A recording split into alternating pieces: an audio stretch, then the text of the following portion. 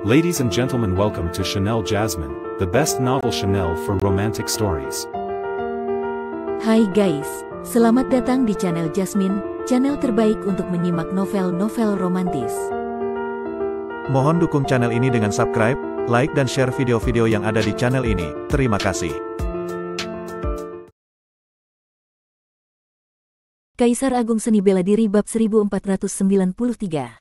Guntur bergulung, cahaya petir menyambar-nyambar. Dengan pil dewa tingkat raja yang diberikan oleh Luo Xiu, Dewi Yumo dengan cepat memulihkan energi dewanya.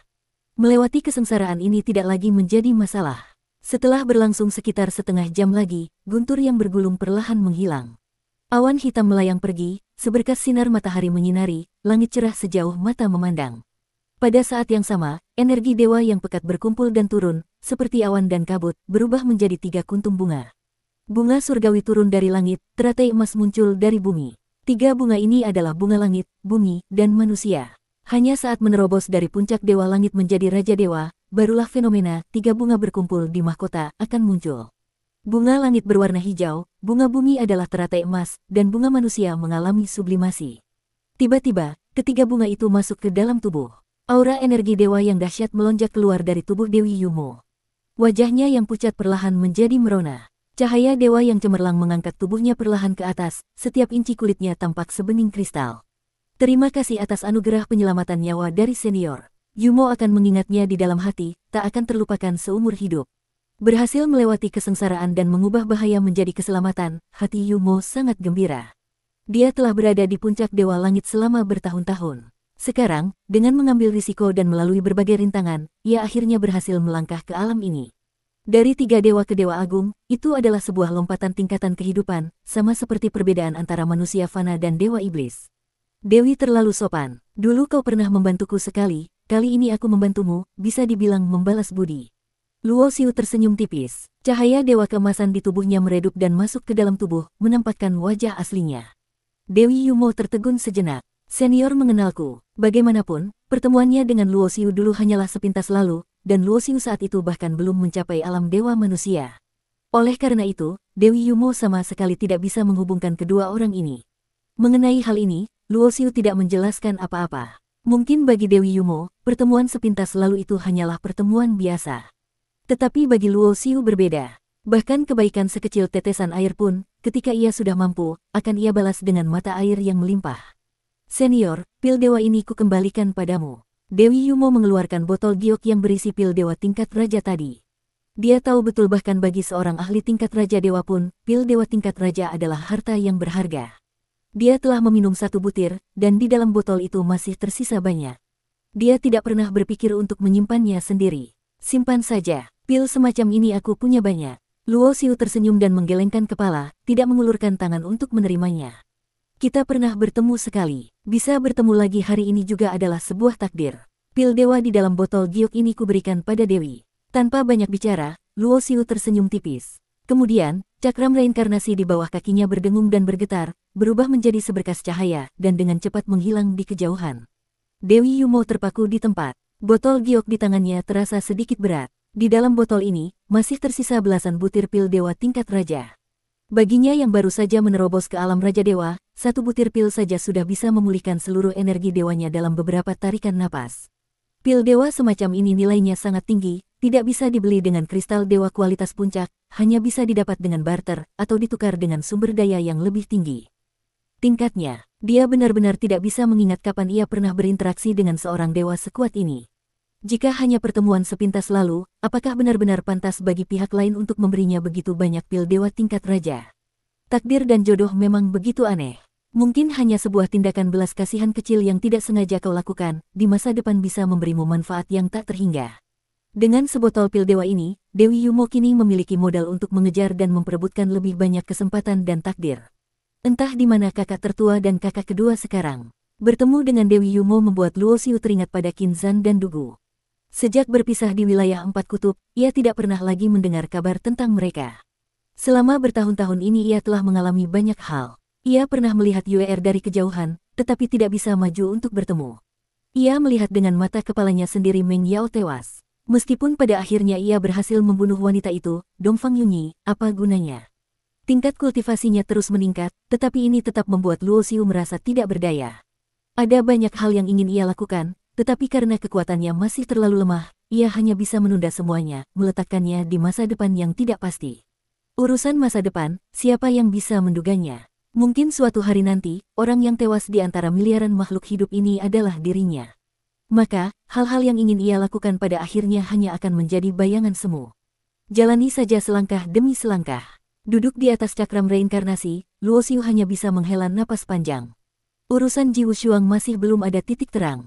Dia mencari di siklus reinkarnasi alam bawah tetapi tidak berhasil menemukan roh sejati Tian Yong. Hanya ada reinkarnasi dari Meng Xia. Entah setelah bertahun-tahun ini, apakah ia sudah membangkitkan ingatan masa lalunya. Soal reinkarnasi sangatlah misterius. Mungkin Meng Hualuo tidak akan pernah membangkitkan ingatannya, dan tidak akan pernah tahu bahwa ia pernah memiliki identitas sebagai Meng Xia, tidak akan pernah tahu bahwa ia pernah mencintai seseorang bernama Tai Sang King. Dan sebagai Tai Sang King, Luo Xiu mungkin tidak akan pernah memiliki kesempatan untuk menebus perasaan bersalah di masa lalu. Terlalu banyak, jika terlalu banyak ketidakberdayaan. Mungkin ini juga adalah proses yang harus dialami oleh setiap ahli dalam perjalanan pertumbuhannya. Tanpa sadar, setelah lebih dari 1000 tahun, ia kembali ke wilayah 4 kutub. Langit dan bumi memiliki 4 kutub, tanah, angin, air, dan api. Di pusat wilayah 4 kutub, ada sebuah istana dewa bernama Istana 4 Kutub. Dan 4 istana dari tanah suci 4 kutub tanah, angin, air, dan api tersebar di 4 penjuru, Istana Air Kutub Utara, Istana Api Kutub Selatan, Istana Kayu Kutub Timur, dan Istana Angin Kutub Barat. Luo Xiu masuk dari selatan, menatap dari kejauhan ke arah Istana Api Kutub. Meskipun kekuatan tempurnya saat ini sebanding dengan seorang tuan dewa, tetapi bagi faksi besar seperti Istana Api Kutub, itu sama saja dengan belalang sembah yang mencoba menghentikan kereta, bunuh diri. Sebagai cabang dari sebuah tanah suci, Istana Api Kutub setidaknya memiliki seorang leluhur tingkat dewa tertinggi yang menjaganya. Kecuali jika di masa depan ia bisa melangkah ke alam Master Dewa, jika tidak, faksi besar seperti Istana Api Kutub bukanlah sesuatu yang bisa ia goyahkan. Berhenti dan menatap dari kejauhan, angin bertiup sunyi. Akhirnya, sebuah desahan tenggelam dalam deru angin. Beberapa hari kemudian, Luo Xiu melihat tanah terlarang pemakaman tulang. Aura kematian yang pekat menyebar di udara, menyegel seluruh alam, berubah menjadi sebuah domain. Area terlarang ini diciptakan oleh Yang Mulia Tai Sang Yu dengan aturan hidup dan mati miliknya sendiri, sebagai sebidang tanah suci yang ditinggalkan untuk putranya. Long Aojun pernah berkata, jika di masa depan Luo Xiu mencapai alam dewa langit, ia boleh kembali sekali. Sekarang kultivasinya sudah cukup. Luo Xiu juga sangat penasaran, kesempatan macam apa yang ditinggalkan ayahnya untuk dirinya yang berada di tingkat kultivasi dewa langit. Tanah terlarang pemakaman tulang memiliki banyak pintu masuk. Biasanya juga tidak ada orang yang datang ke sini. Jadi ketika Luo Xiu masuk, tentu saja tidak ada yang memperhatikannya. Di tubuhnya ada aura garis keturunan klan tertinggi. Bahkan jika bertemu dengan arwah mati dari tulang dewa yang kuat, tidak akan ada bahaya apapun. Bahkan raksasa tulang putih yang kuat atau naga tulang dewa raksasa akan tunduk padanya. Beberapa saat kemudian, Luo Xiu tiba di kedalaman tanah terlarang pemakaman tulang. Dia berdiri di atas kepala seekor naga leluhur dari tulang dewa, menuju ke bagian terdalam dari area terlarang ini. Tuan muda, kau sudah kembali. Ketika ia melihat sebidang tanah suci seperti surga di hadapannya, suara Long Aojun yang memiliki tubuh naga tulang sepanjang puluhan ribu meter terdengar.